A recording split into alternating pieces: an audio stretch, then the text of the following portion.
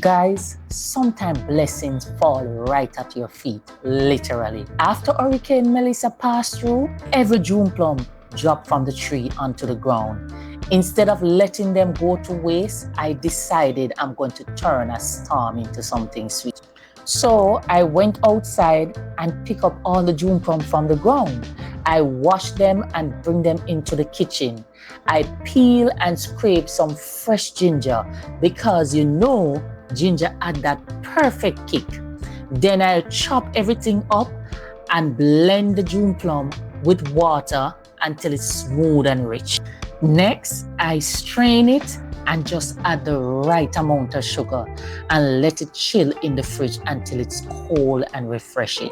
And when my friend come to visit, I poured her a glass, lift our cups and toast to resilience, good friends, and finding joy even after the storm.